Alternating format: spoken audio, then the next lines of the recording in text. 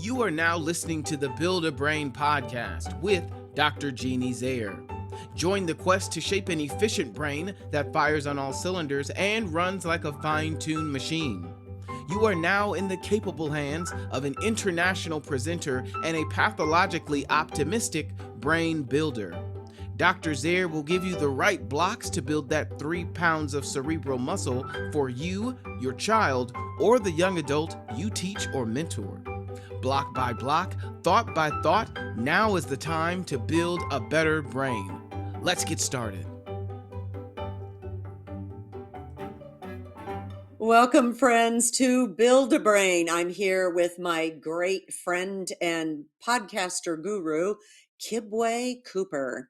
And we are going to do episode number 21. We are in the output phase. Remember, there are 3 phases to cognition. Input, my actions for it are taking my wiggly fingers into my brain. Input is how do I get information into my brain? Elaboration is the processing. Now, what do I do with it once I get it in there? But output is how do I make sure that people know what I know? Well, this is an important one, precision and accuracy. And Kibwe's really good at this. I am in some situations. I think we all have something that we excel at precision and accuracy in output.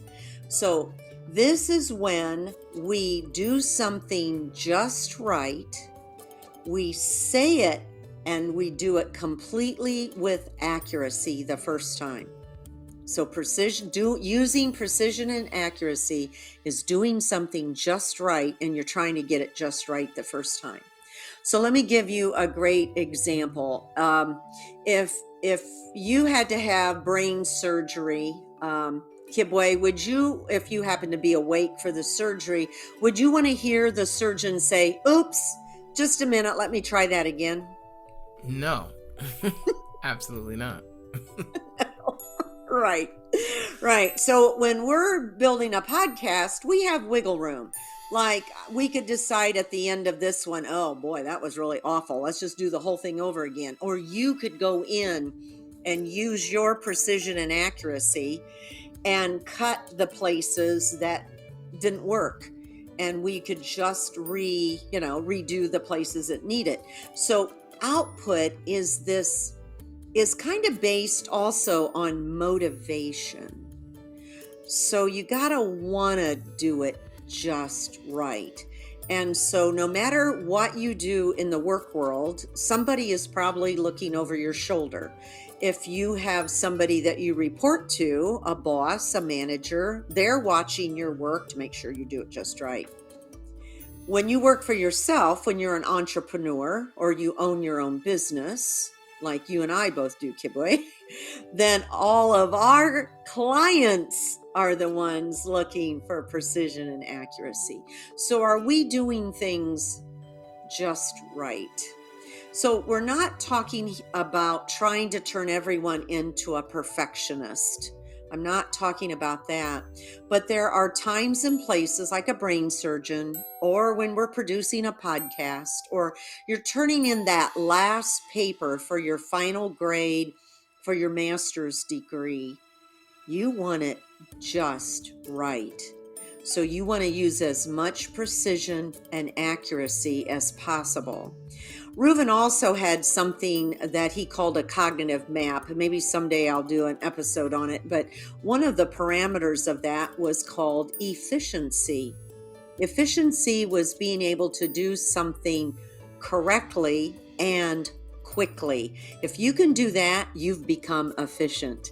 And there's a lot of things in my life that I have to do slowly to get it just right. And then there's some things that I can do perfectly and I can do it really fast. So that's really efficient. So we just have to have a little wisdom and pick and choose what are some things in life that are worth having it done just right. So I'm going to take my time and I'm going to be precise, meaning I'm going to be very careful how I'm doing it. And then the accuracy part is that it's done right. So it's careful and correct. So Kibwe, do you have any other places in life that you do this besides podcasting? Wow. So that's a really, really great one. Precision and accuracy. And I was just thinking about when you said efficiency is doing something quickly and also correctly. I think that is where I struggle, because I want to be efficient at everything right away. And I think because I'm efficient at podcasting and doing other things, that I assume that I can take that same aptitude into everything that I do. And it's constantly a learning process of saying, just a minute, let me think. Let me figure out how the best way to approach this problem is, because I can't just dive into it like I normally do. So I think even using that same thinking skill on the way that you think, so that you can actually think efficiently before you even do something, is where I see myself using that the most. Does that make sense? It does.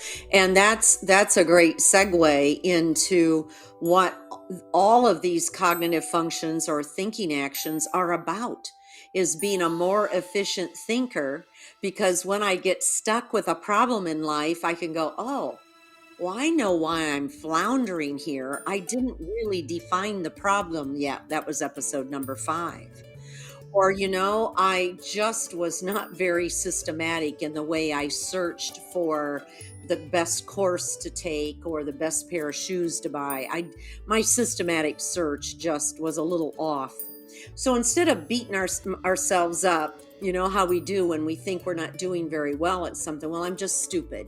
Well, I'm terrible at this. And so our self-worth can kind of take a beating because we're not doing something at the level of perfection that we want. And you and I both have a little bit of that disease, is we want to have it right and perfect right away. And so we got to be aware that our self-worth is not contingent upon our ability to produce things.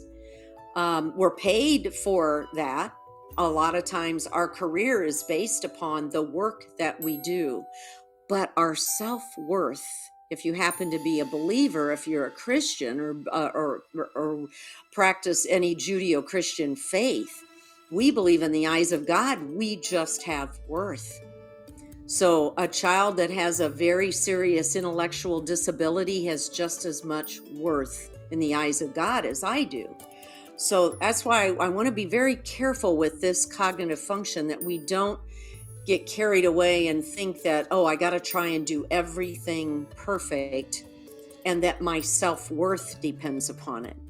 Because I have struggled with that myself, is like, I've got to do everything just right, and I got to hurry up and learn it and get it accomplished as soon as possible. You're smiling, so you agree?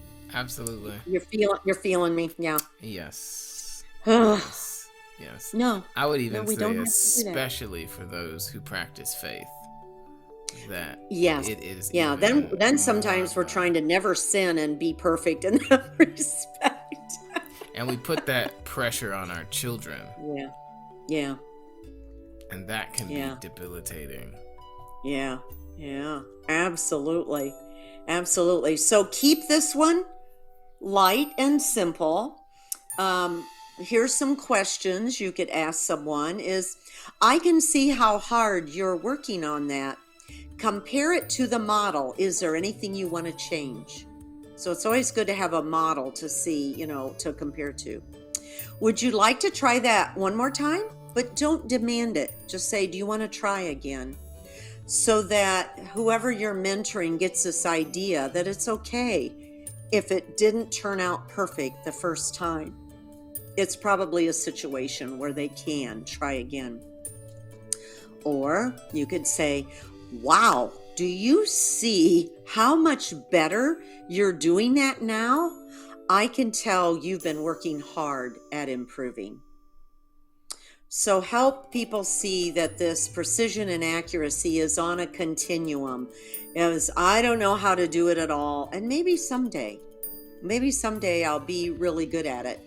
Will I be as good as, you can hold up someone as a fantastic role model, and you may never reach that level, but as long as you're improving on this continuum, isn't that pretty cool?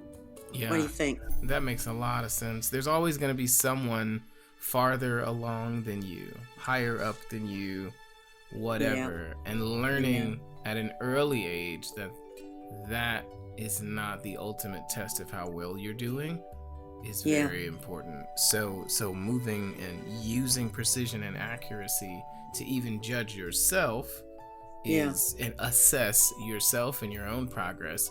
Super helpful. That's a good one. So let me close out this episode with a loosely related story. So just this morning, I was at an incredible presentation by a Dr. Pascal Lassambe. And I think you know who he is too, right? Yeah, Brilliant. You've heard him speak. He's amazing. Yes. And he teaches all about the brain and is just so good. And he was talking today about when you listen to another person and that person knows you are really paying attention, you're kind of leaning in and you're making eye contact and you're nodding, that releases something called oxytocin in your brain. Oxytocin is the love neurotransmitter. It's the love hormone. So when you see that special someone that you think, oh my word, I think he's the one. I think I'm going to marry that guy. All right. So how I feel about Rick. Okay. I have oxytocin. When a mother is pregnant with a baby for those 9 months, your mother was flooded with oxytocin, getting ready to love this baby boy when he came out, right? So God gets us ready with this amazing neurotransmitter. Well, Lassambe tells me this research this morning I've never heard, that just quality listening to someone will release this sense of I am loved. Wow. Mind blown. Wow. And wow. And the method that we use at MindCAP is called mediation. So we have marveled at how parents may bring teenagers that are going, oh, whatever. I have to go where? They're going to do what? You're trying to fix me. It may be a kid has got some issues and they don't want to get drugged to another, therapy or something, but that's not what we do. So I tell parents, I just told a mother this morning that her daughter said, I'm not going to any more therapy. And I said, oh, you're good. Tell her we don't do therapy. It even says it in our client agreement form. We're a brain coach. She goes, oh, she might like that. I said, yeah, we're going to teach you how your brain works. And what we have found, we've only had a few of these clients. We just hit our 500 mark of 500 clients have come through MindCAP. Wow. And we win almost all of them over. They start liking coming after just 2 or 3 sessions. And I know that mediation, I've always said it's because it's how we interact with our clients. We're so respectful. We recognize their self-worth, that they have worth. And it doesn't have to be contingent upon performance. And we're not doing schoolwork, for one thing. We're not doing any reading or math, which for some students, that's a big deal. Why make them do something they hate, some more of some subject that is such a challenge for them? We're getting down underneath those academic and teaching the brain how to learn, the how part, the how to learn part, so they can go back to school. And so Dr. Lassambe gave me a whole nother brain research piece from neuroscience to explain why mediation works. It's because we're leaning in and we are listening to everything that 5-year-old or 25-year-old is saying. We're listening to them. I wonder if they're releasing a little bit of oxytocin. Do you think I'm crazy or am I onto something? Wow, that's deep. That's deep. I think it's a cool connection. It is, and I think it's a really great basis for helping children kind of let down the wall that they build up because they're in uncomfortable situations or new environments or trying new things, because they get really anxious about it. And so if you just listen to them, they feel more and more safe for you to start working on new things or try different methods of learning or try different methods of thinking about a problem, because you can't learn when you're all tight and frustrated and scared. So the act of listening, I think is really, really, that's really cool. I never do that. That's something new for me, for sure. Yeah, is listen, be a good listener.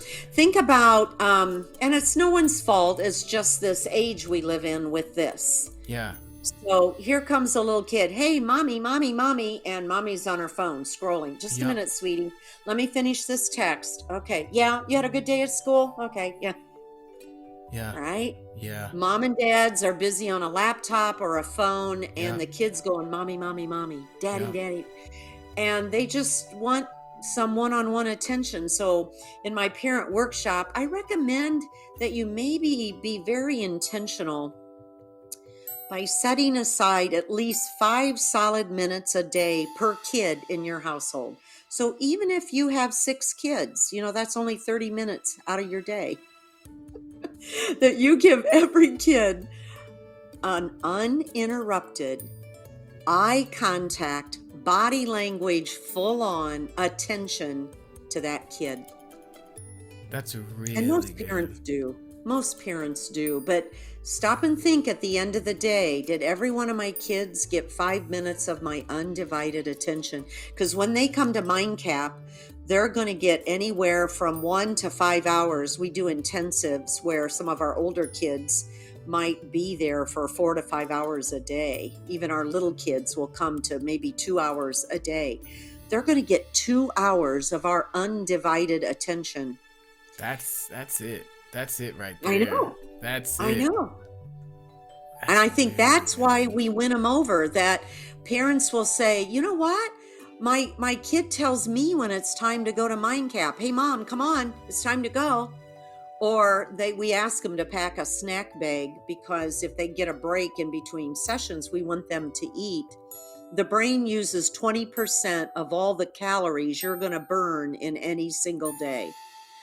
So that's why when you're editing all those podcasts, you get the munchies, right? Uh-huh. You're like, oh my word, I'm hungry. I got to go. Well, you just used a lot of brain power.